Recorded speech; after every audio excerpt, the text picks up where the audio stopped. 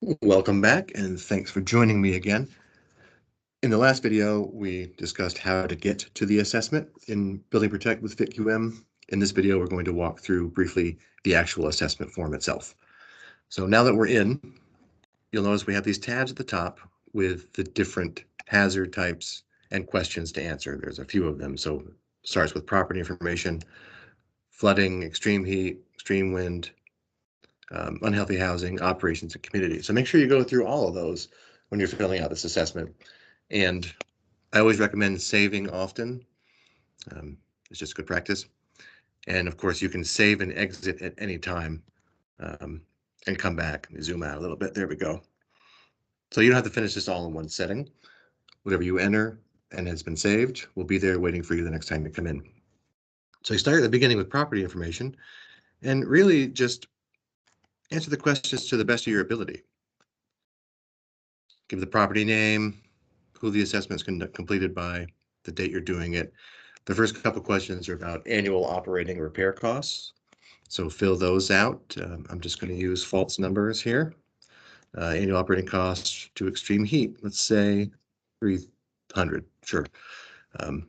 Obviously, you'll want to enter this information to the best of your ability as accurately as possible to help. And then, as you know, has an energy or resilient audit then. In this case, it has. Now we have the opportunity for all of these to upload photos. In this case, if we say yes, it's going to require you to upload a photo, but the rest of them are not requirements. So let's go over to the right and we can drag and drop images right into this box, or we can choose a file. Let's choose an iStock photo here. There we go. We'll open it up. See it's uploading here.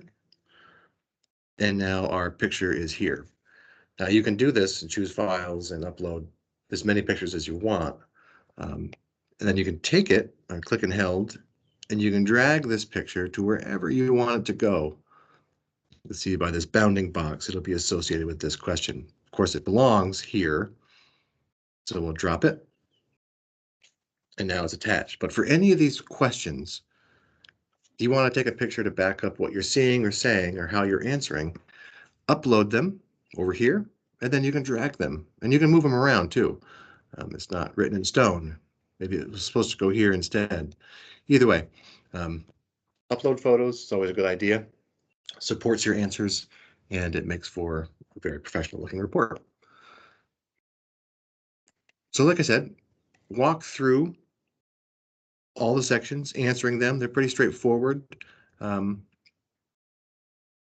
They're all multi-select or single select drop down.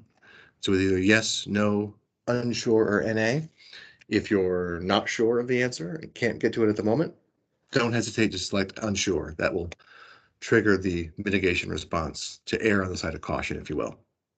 There's about 60 questions, so it's not that long. It'd take about an hour and a half, 2 hours, or an hour, depending on how familiar you are with the building and how much prep work you've done. But it shouldn't take too long, but do answer to the best of your ability.